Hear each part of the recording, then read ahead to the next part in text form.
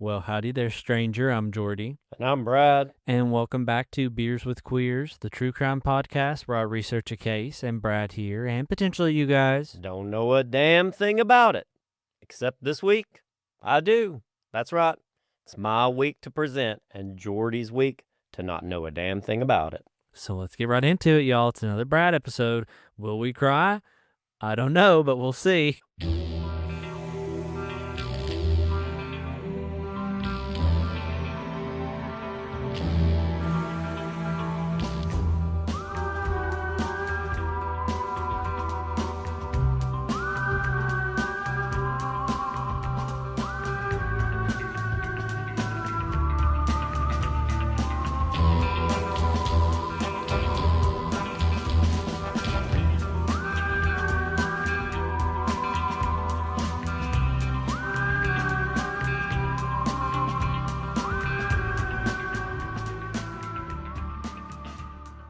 Well, first, before we just get into the episode, we can kind of talk about what's just happened, which is we just got back from Cabin Con. We did. We just got back last episode, and we're kind of recording these early. So last episode that we recorded was right before we left. Now we're recording it the day that we got back. Very fun weekend. It's something we do every year. Rent a cabin by the lake and just chill for, like 4 or 5 days, 4 days. Yeah. Just chill, hang out, play games, swim. And yeah, it's just a really good vibe. It's really nice spending time with people and kind of unplugging and just living in a little bubble of relaxation and good vibes. So it was a really good time. Yeah, and the reason that we're filming early is because this week we have to film 2 episodes, one for the end of the month for our Patreon, and one we're having to film early because we're going to go see Trixie Mattel's Pink Disco this weekend. Yeah, it's hard to believe it's already been a year, but definitely looking forward to that. I got my pink tuxedo in. That's what I came home to, sitting on the front porch. And yeah, it's going to be a good time. I'm excited. And it's a great way to start off Pride Month because it's next week. Or I actually think it starts this week at some point. I don't know. Actually, honestly, to tell you the truth, I forgot how many days are in May. So it's either 30 or 31, but I'm pretty sure that it's There's the little rhyme. 30 days, half September, April, June, and November. All the rest have 31 except February. Well, I'm never going to remember that, but yeah, I'm pretty sure it has whatever. Pride Month is right around the corner. So that means it's going to be really busy, it's going to be really fun, it's going to be super gay, super queer, and it's going to be a really fun time. And actually, I'm glad I remembered that it was Pride because I just started getting together case info and scripts and episode outlines for Pride Month. And, we always like to try to do something a little different, not just the typical, murder cases and stuff like that. Definitely want to examine more of queer history and certain cases. And I have an idea of the cases I want to cover in the queer history. So, yeah, that's going to be my plans for the next week. So it's gonna be fun, but it's gonna be a lot of work. Also, speaking of Pride, we found out right before we went to Cabin Con that we are going to be in the Nashville Pride Parade, which means we'll be at Nashville Pride this year. Again, and it was really fun. We got to view the parade last year, but being in it is really awesome. So I'm very excited about that. Yeah, it's gonna be really fun. Last year was the first time we went to Nashville Pride, and it was really fun. I love a good big Pride event. Went with a bunch of friends. It was so nice. It was so awesome seeing all the people that came out, and it's a really good time. And of course, if you guys are in Nashville, look for us because we will be there, and I'm sure we will make it at some point out to play or one of the other gay bars. I keep forgetting there's actually at least a few in Nashville, so maybe we'll check out a new one. That's true. We have only been to play, so Be on the lookout for us. That's gonna be fun. I'm trying to think of what other prods. The only other prod that I know of that we're gonna be doing in actual June is Southside Knox Pride, which is I think like the middle of June. That one's always a fun time. It's a little smaller, a little bit more personal, but it's so fun. Has so many good markets and vendors, and that's always a really good time. Honestly, I think that's my favorite pride that we normally do. Just I don't know. It's just really good vibes. And so, yeah, I'm just excited to be extra, extra gay. in this upcoming month, and hopefully you guys are too. And speaking of that also, if you happen to go to play after Trixie Mattel's show, look for two guys in pink tuxedos, because I know Jordy is going to be like, I'm really tired and I want to go home. But after something like that, I really want to go out. So me saying this kind of forces him to have to do it. Not really, but I probably will go out. If it's one thing I've learned in my many 28 years on this earth, it's that if I don't want to do something, I ain't going to do it. But I definitely look forward to going out just because, honestly, despite popular belief amongst some people, we're not normal goer outers on the weekend. Once in a blue moon, try to once a month just to go out, let everyone know we're alive and have a good little evening. But normally, I love sitting on the couch. But with Pride Month right on the corner, I do feel obligated to be as gay and out there as possible. So yeah, we'll be out, we'll be around, and I look forward to it. Hopefully we get to meet some of you guys. And if you're not gay and you're just an ally, definitely want to meet you too, and love you guys. And that's equally as important, especially in the current climate we're in, to be openly allied with the community. So thank you guys too. And this month is for you guys too. So thank all y'all. Yes, thank you very much. And with that being said, I guess let's go ahead and jump right into the case. I'm ready. And again, will we cry? Will we not cry? Will we laugh? I don't know, but we shall see.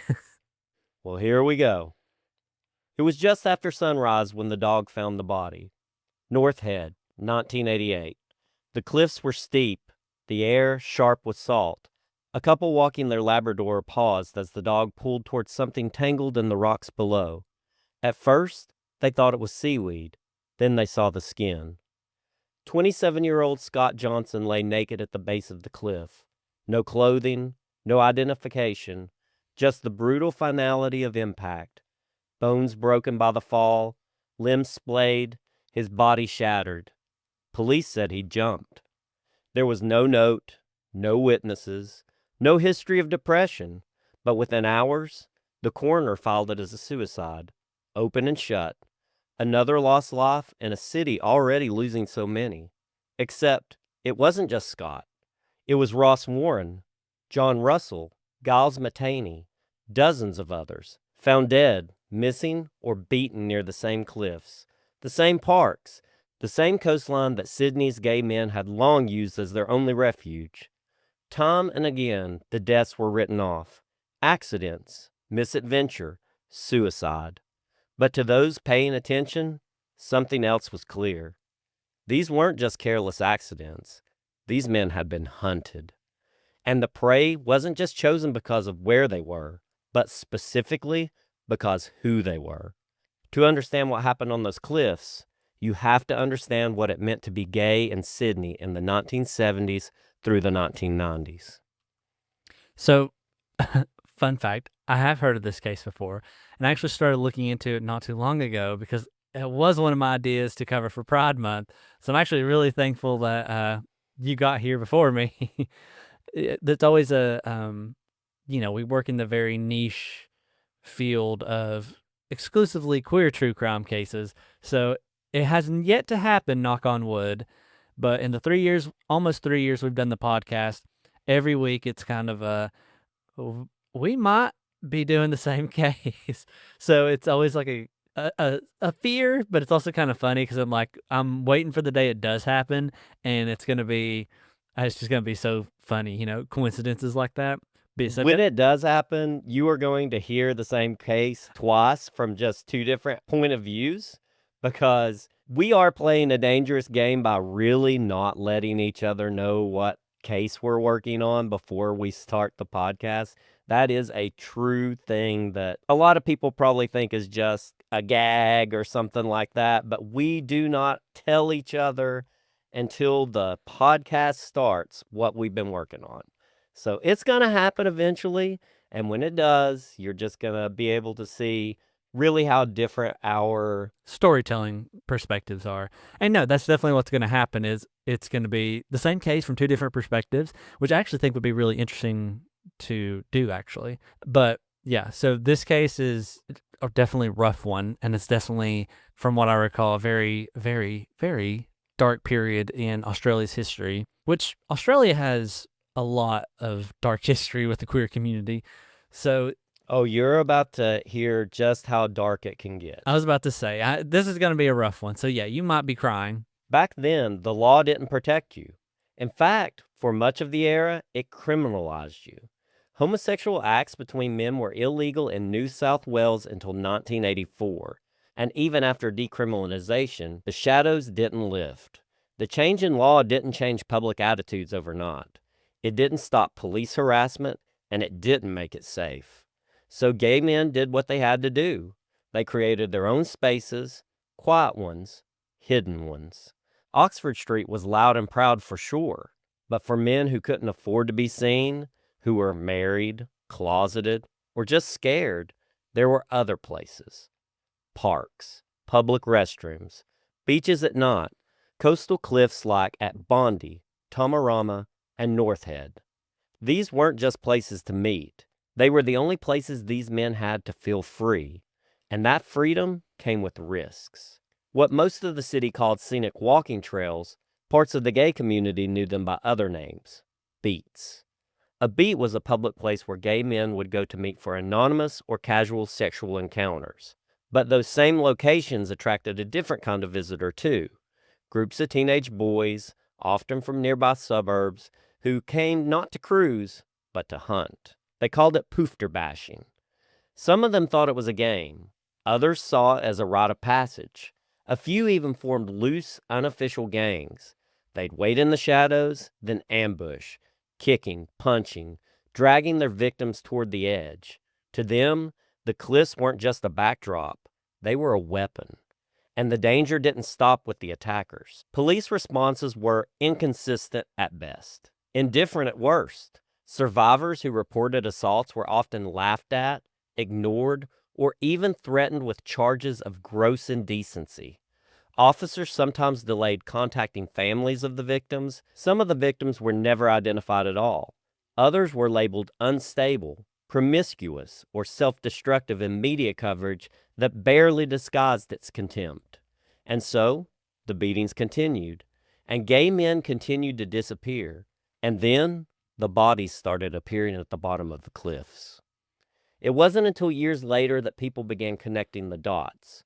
But by then, many of the families had given up hope, many of the survivors had stopped talking, and many of the attackers had grown up, disappeared into ordinary lives, never to be held accountable. Sydney had always sold itself as a beach town, a place of beauty, brightness, and celebration.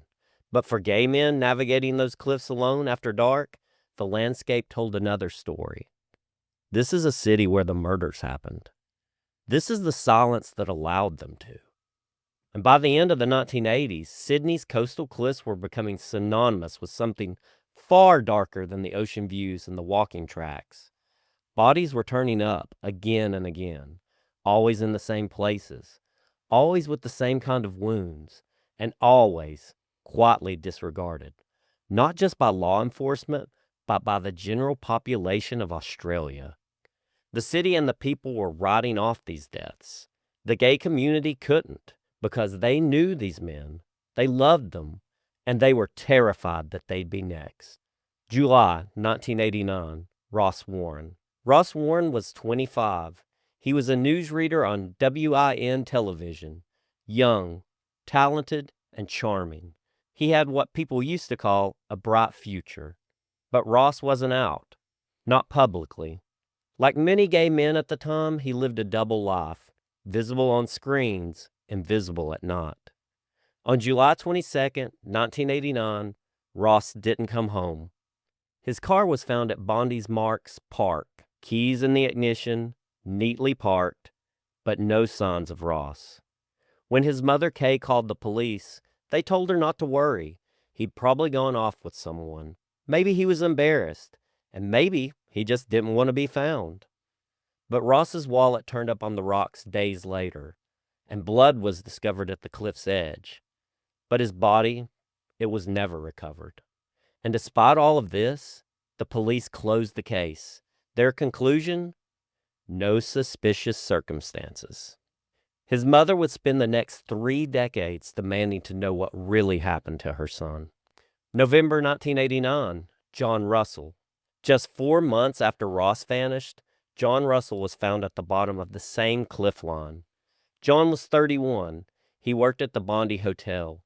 Friends called him funny, patient, and easy to talk to. He lived alone in a nearby apartment and often walked the cliffs late at night. It was his place to think. His body was discovered face up on the rocks below Marks Park.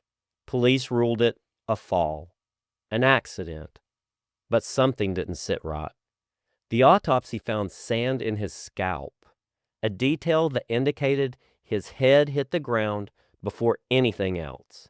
Years later, forensic imaging would reveal something even more damning, a sneaker print on his chest.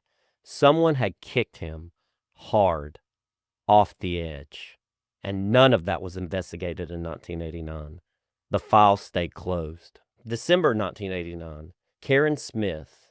That same year, just before Christmas, 39-year-old Karen Smith's body was found in bushland near Randwick. He had been beaten violently, his skull fractured, his body left like garbage. Karen was deeply loved in the community. He was described as soft-spoken, politically active, always willing to lend his time to causes that mattered, and he was also openly gay.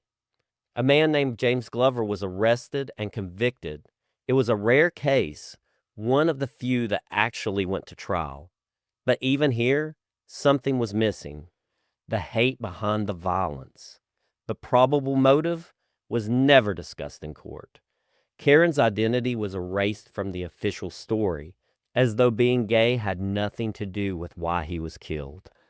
And that's something you see a lot too, is even if on the rare off chance back then the case did go to trial, most of the time the fact that they were gay is erased. It's like, oh, well, they were just, it's just a random act of violence. Not the fact that, it was a random act of violence because the victim was gay, because then you get into, they have to address the fact that, oh, they're hate crimes happening around this area, and that's going to cause even more of an uproar, more of a public outrage. Even if there might be some justice in the fact that they might get at least some time added on because they went to trial, it's still erasing the reason it happened, and it's still a slap in the face to the victim and the victim's family. Yeah, and of course, hate crimes did not exist during this time anyways, because nobody really wanted to look and say, these weren't just robberies, these weren't just men disappearing or falling off cliffs. These were gay men that happened to be dying very, very frequently. Like, you're going to be shocked when I tell you how many died. All gay. Keep that in mind, because even with the number I'm going to give you later, they buried their head in the sand and acted like being gay had nothing to do with it. December 1988, Scott Johnson. Scott was a 27-year-old American mathematics prodigy. He was brilliant, introverted, and gentle. He had come to Australia to live with his partner and complete his PhD. On December 8, 1988, his naked body was discovered at the base of the cliffs at North Head, near Manly. His clothes were missing, his injuries severe. The initial police report assumed suicide, no suspicious circumstances, and no further investigation. Scott's brother Steve flew from the U.S. He asked questions. He pushed for answers, and what he got was silence. For decades, that's where Scott's case stayed, filed away as a suicide, even as new evidence began to emerge suggesting something otherwise. And not every man thrown from the cliffs died. Some made it back, barely. In 1989, David McMahon was walking through Marks Park when he was approached by a group of teenagers. They started talking, then they started swinging. He was kicked, punched, stomped, and then dragged toward the edge. And then he was thrown over. But somehow he survived the fall. In the hospital, he told police what happened. The boys were caught and admitted to what they were doing. Poofter bashing, they called it. A sport. A joke. They weren't jailed, and they were only let go with warnings. for throwing someone off a cliff. Then there was Craig Gee. I was about to say, before you get into that, now imagine how different that case would be if it was a group of teenage boys that had beaten up and thrown a white woman off a cliff. Missing white girl syndrome is a very real, proven thing. And so you can just, it's not even hypothetical. The reaction would have been much more severe. Then there was Craig Gee. New Year's Eve, 1990. Craig was found unconscious in Rushcutters Bay Park, another known beat. His jaw was shattered. He had brain trauma and nearly died. Craig recovered, but the psychological toll was harder to treat. He later became one of the most outspoken survivors, calling attention to the culture that allowed this to go on for so long. And he was one of the lucky ones. And then there were all the men whose stories were never told at all. Men found in shallow water, in bushes, behind toilets, their names lost, their cases dismissed, no next of kin, no inquiries, just forgotten. Between 1976 and 2000, police records would later identify 88 suspicious deaths of gay men in New South Wales, and many were written off. Many remain unsolved to this day, and some were never officially classified as homicides at all. 88. 88. So think about that. And it may seem like a long time between 1976 and 2000. That's not that long, especially for 88 people to die under similar circumstances in the exact same areas. That's an epidemic at that point. I'm also going to push that further. Not just 88 people to die, 88 known gay men. That right there is probably a huge percentage of the gay population in a place like New South Wales, I would think. You know, at least what you would know. I was about to say, 88 is a lot of people. yeah, the ones that are like known to be gay, meaning I'm assuming they are openly gay in that area. A lot of them were openly gay. These were beats. So when people come to these places and you were out there at a certain time or you had a certain demeanor to you, they just assume you were gay and they would just kill you for it. I was about to say, yeah. So 88 men, like same victim profile. That's the word I'm looking for. The same victim profile. 88 people over the course of not even 30 years is insane.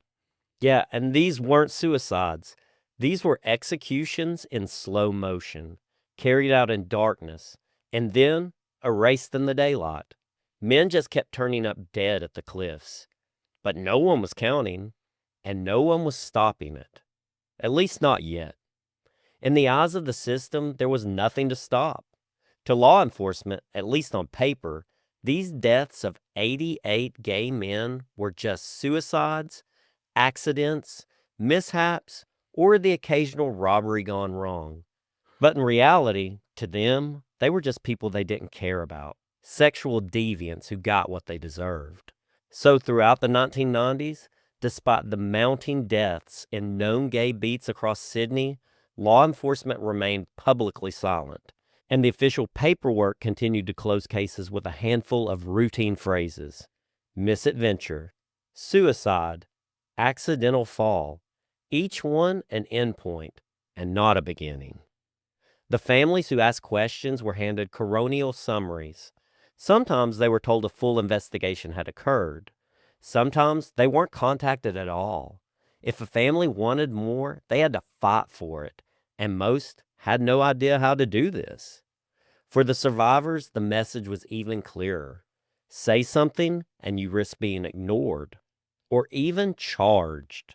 Several men who lived through the violent assaults during this era later testified that when they reported what happened, they were either mocked, turned away, or threatened with indecency charges for admitting why they were in these locations to begin with.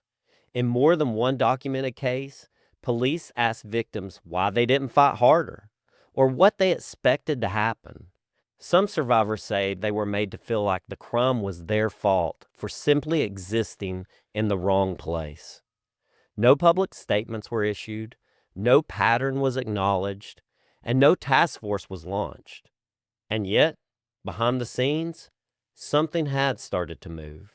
And this is a tale as old as time. In the cases we cover, it's happened so many times over the course of the 3 years we've been doing this podcast where and again, like I say, every time we do bring it up, it might be hard to understand from an outside perspective of like, oh, why didn't they report this? It's a serial killer or it's a killer. Like, why would they not go to the police? And, have to understand most of them were afraid because their life would also be affected because they would be outed as gay. And that would mean the potential of their families knowing, their coworkers, their job knowing, they're getting fired, they'll get disowned. So it is legitimately life or death for them. And then you see in cases like this where they do go to the police and either they're mocked, ignored, still run the risk of being outed, or they themselves are the ones who are arrested. So it's a very horrible, infuriating thing that happened, but it is a sad part of history. And yeah, you kind of got to give a little bit of understanding and leniency and sympathy for the ones who were afraid to come forward because it's very understandable. Oh, yeah. I mean, you could literally be charged because you survived. Yeah, so that was the world queer people were living in. By the mid-1990s, gay community organizers, legal advocates, and volunteers from groups like ACON were quietly comparing notes. They began collecting names, men who had turned up dead or missing near coastal parks, cliffs, and beat zones. They noticed the repetition of phrases across death certificates, the missing evidence, the lack of follow-up. Some deaths involved men whose identities were still officially unknown, years after the remains had been buried. Others had been rushed through the system in under a week, with no forensic work and no autopsy beyond the bare minimum. Without access to police files, the effort was grassroots. Newspaper clippings, community memory, coroner records. It wasn't perfect, but at least it was something. And slowly, a pattern began to emerge, one that no official agency had ever tried to construct. And according to later inquiries, a handful of officers within the NSW police saw that pattern too. Between 1994 and 1999, at least 3 separate officers internally raised concerns that multiple cliffside deaths showed consistent geographic and victimology overlaps. One officer reportedly drafted an internal memo suggesting the possibility of a serial offender or coordinated assaults. Another requested access to multiple case files to compare witness reports. None of those efforts were approved. None of the documents were escalated beyond unit-level supervisors. The official reason? Lack of solvability, lack of public interest, and lack of time. So, the cases stayed closed. It is really fascinating that lack of public interest is a legitimate reason police give for not looking in and trying to solve a case. It's like, well, the public doesn't give a shit, so why should we? Yeah, and this is 88 people. You would think 88 of anybody dropping off cliffs and being found at the bottom of parks and places where people would walk, you would think the community would be like, what is going on? Is there a serial killer? Or is this just a really dangerous area that might need to be like tapered off from the public? If 88 people are dying, like something. If 88 people died in a specific place, or, I mean, there's a few of these beats, but it's not many. I mean, there's like these coastal cliffs and like all these people dying. You think if it was like in a park or something like that, that they wouldn't put up barricades or something and say, you know what? These places are dangerous. Something's going on. But if they admitted that all these people were dying and something was going on, then the real questions would come out. Mm-hmm. And that's what they didn't want. So finally, in 1999, an investigative journalist published a story questioning the number of gay men turning up dead in the same few Sydney locations.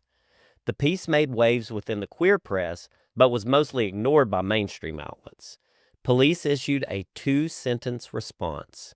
They were open to reviewing historical cases if credible new evidence emerged. That same year, a group of community liaisons compiled a list of what they believed to be 30 unresolved deaths with indicators of possible bias. They submitted it to the police for consideration. There was no formal report. But not everyone inside the department was silent.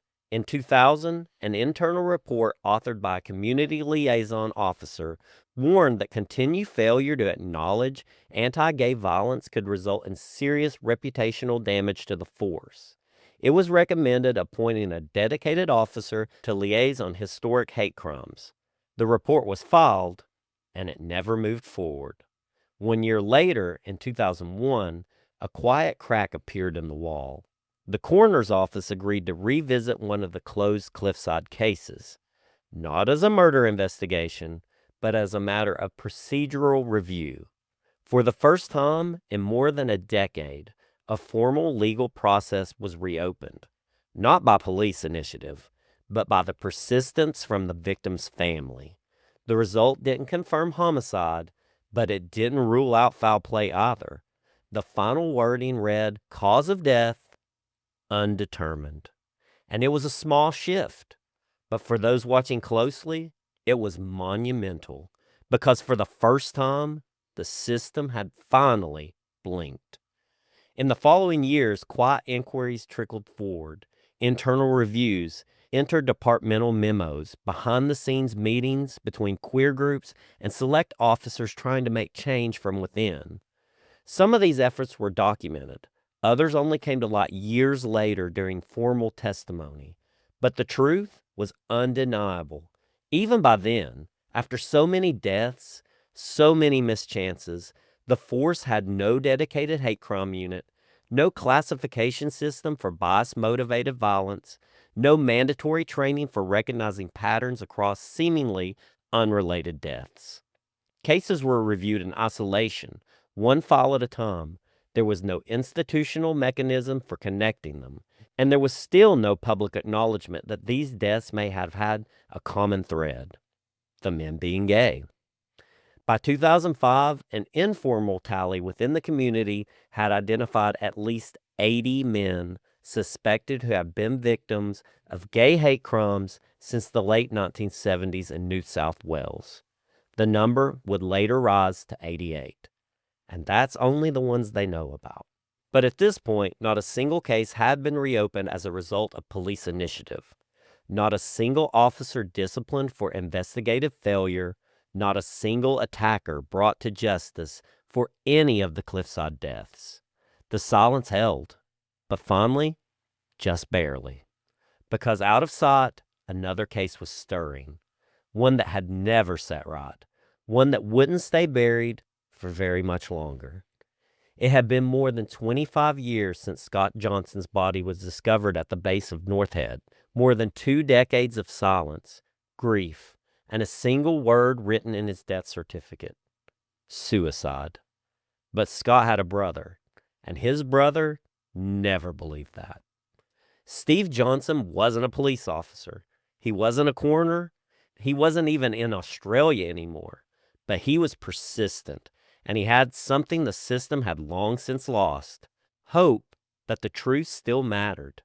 In the early 2000s, Steve began compiling every record he could find: coroner's notes, police reports, witness statements, forensic data. He kept pushing, even as every institution told him there was nothing to review. Then, in 2005, the New South Wales State Coroner agreed to conduct a second inquest into Scott's death. I mean, it took 25 years, but it better late than never. And it was this one man saying, "My brother did not commit suicide. I know he didn't." And he just didn't give up. This time, they re-examined photographs of the body, environmental factors at the site, and expert analysis from crime scene professionals. The conclusion? They couldn't say for certain. The case of death was reclassified from suicide to open. Not an admission of foul play, but not a denial either. For the first time, the possibility of a staged fall, a pushed body, a concealed motive was on record. And that shift, it changed everything. Steve Johnson began to speak publicly. He gave interviews, he submitted complaints, contacted politicians, and finally, in 2012, he got what he had been pushing for: a third coronal inquest into Scott's death. This time, something was different. The coroner called new forensic experts, reviewed the location of the contemporary imaging, considered the likelihood that a person could remove all of their clothing, walk to the edge of the cliff, and fall in such a way that no physical evidence was ever found. The result? The court concluded that Scott's death was very likely the result of gay hate crime. It was a landmark finding, not just for the case, but for the entire history of how queer violence had been handled in New South Wales. It was one of the first times a government body had formally acknowledged that a gay man in 1980s Sydney may have been killed for his identity, and that the original investigation had failed to account for that. But it still wasn't justice. No one had been arrested, no names had been named, and for many, the case still felt like a symbol more than a breakthrough. That was until 2017. That year, following a coroner's ruling, the Johnson family took a step that broke the case wide open. They offered a $1 million reward for information leading to a conviction in Scott's death. I was about to say, money talks, and when you're offering that much money, people's lips start to get real loose. It was the largest private reward ever offered in Australian history. It wasn't a symbolic gesture, it was bait, a signal to anyone, anywhere, who had stayed silent, and this time, it worked. In 2018, police announced that they had received a credible tip-off. The details were sealed, no names were given, but within months, investigators confirmed that they had a suspect. And on May 12, 2020, they arrested a 49-year-old man named Scott White. He had lived in Sydney at the time of Scott Johnson's death. He had a history of violence and had no known connection to the victim. But what he did have, according to police, was knowledge of the fall, how it happened, and why. At the time of his arrest, White denied involvement.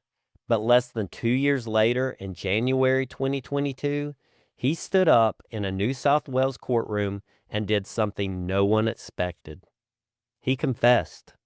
He told the court that he had pushed Scott Johnson off the cliff at North Head in 1988, that it had been a moment of confrontation, that he had lashed out, that it all had happened so fast.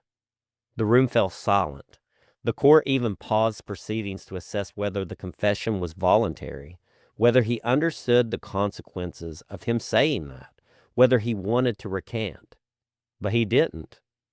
Later, through legal representation, White attempted to withdraw the plea, but the court upheld the original confession and accepted the guilty verdict.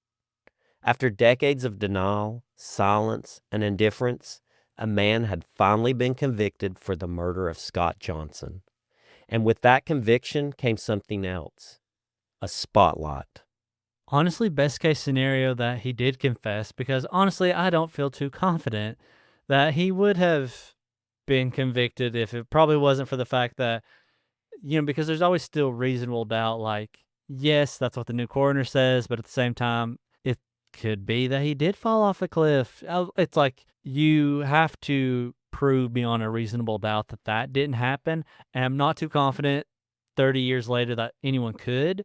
So thankfully, best case scenario, he did actually confess to what he did. Yeah, I'm not so sure he would have been convicted either if he hadn't actually confessed to it.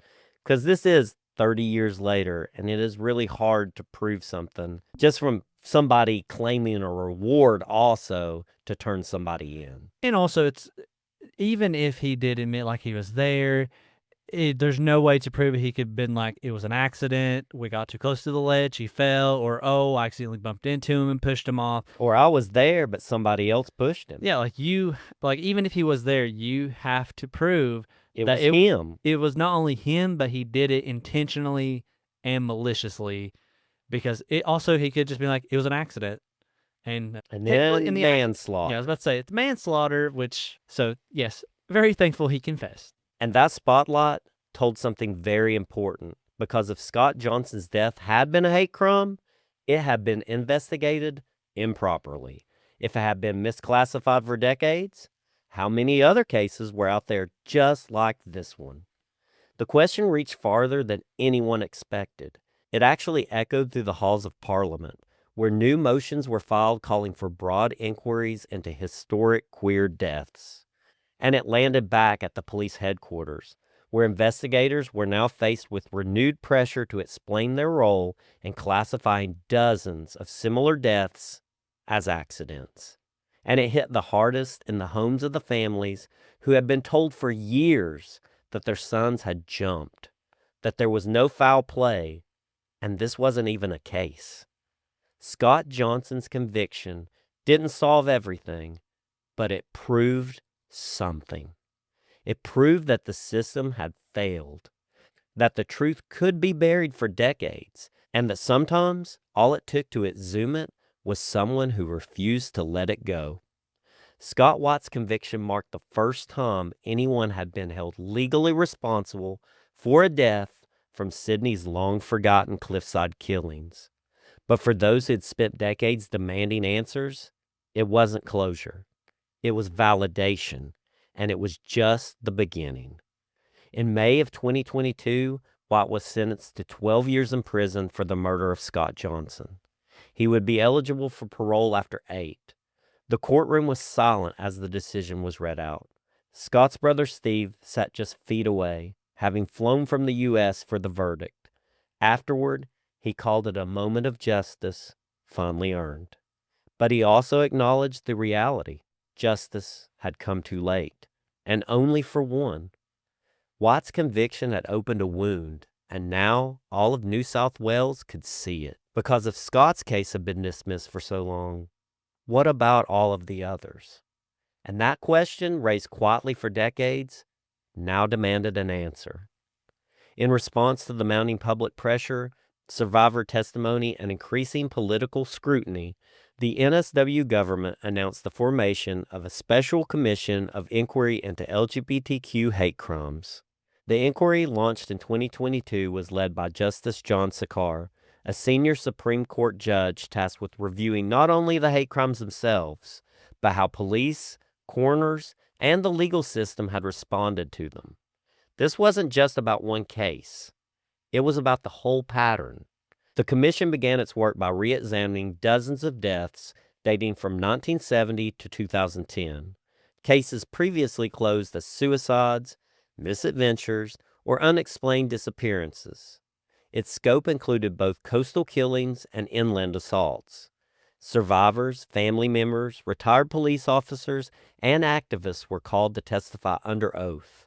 The hearings were emotional, often raw. Some family members broke down while reading old letters. Others described the years spent trying to obtain reports that never arrived. One mother recalled finding out about her son's death in the newspaper before the police had ever even called her. Some officers admitted to internal bias. Others claimed that they were overworked, undertrained, or simply following the procedures at the time. But the public transcripts revealed what many already knew, that across decades, gay and transgender victims had been systemically devalued by indifference, by stigma, and institutional silence.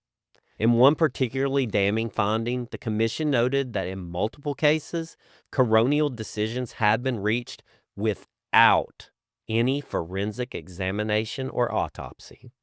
So they had an actual write-up for a coronial decision, but they never even performed the autopsy to get it.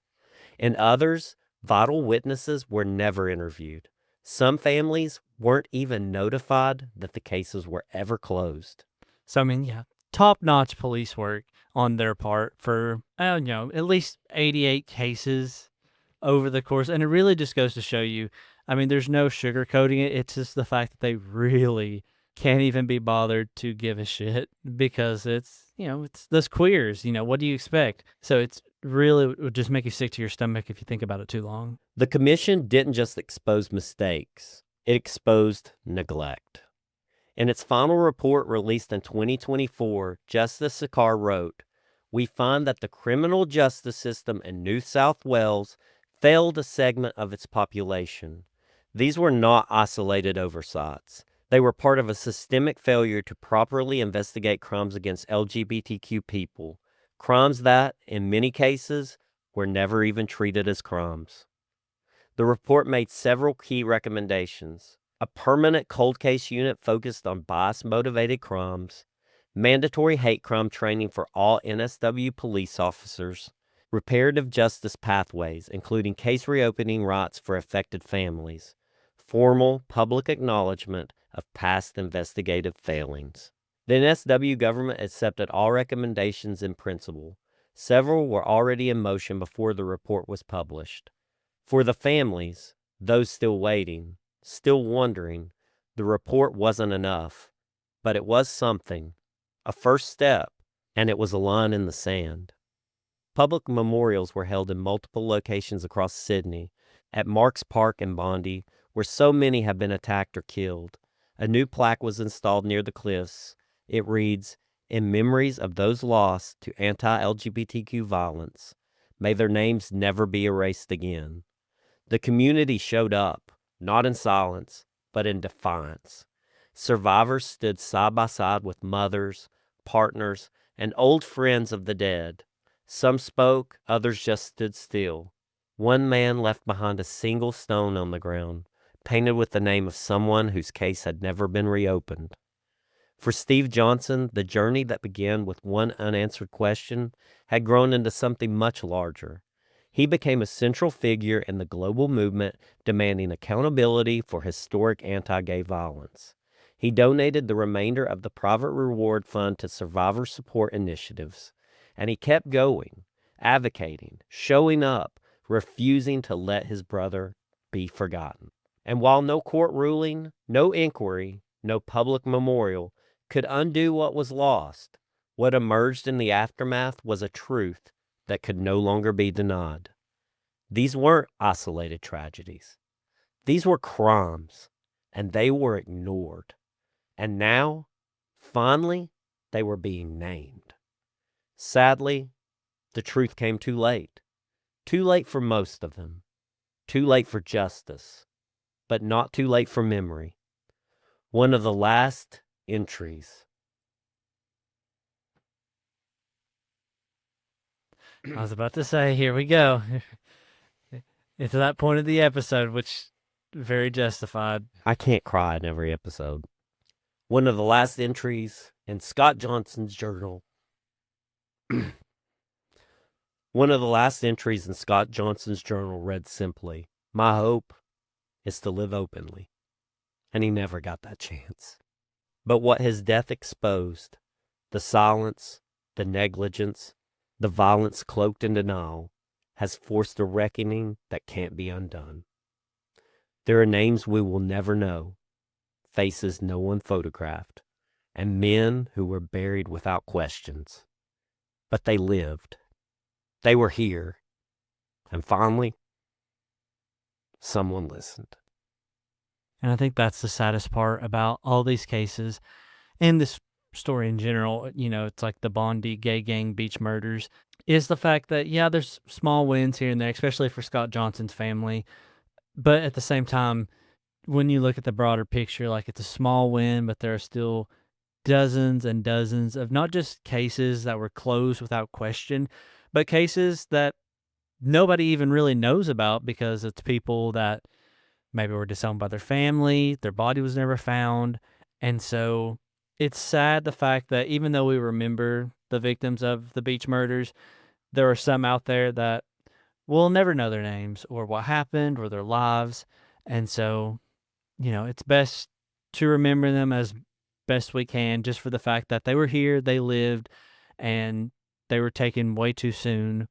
And it really goes to show you, you know, why we need Pride and why Pride Month is so important, is the fact that it's not just to be like, oh, you know, we love the fact that we're gay and all this. It's to also remember those who came before and those who sadly lost their Paid lives. the ultimate price. Yeah, and paid the ultimate price in just trying to live openly and live their life. And it got taken from them very unfairly. And it's horrible, but, you know, I think it's Pride Month is really important to remember those people, their fight, their lives. They were here. And even if we don't know their names, just to remember what we can in everything about cases like this. Yeah, I think, again, good job, Brad. Very good episode. Very informative. A very sad case, but also one that really needs to be talked about more because we, again, are talking about at 88 men. And At least. At least. That's not counting the ones who just disappeared and were never found. Disappeared, who we don't even know are missing.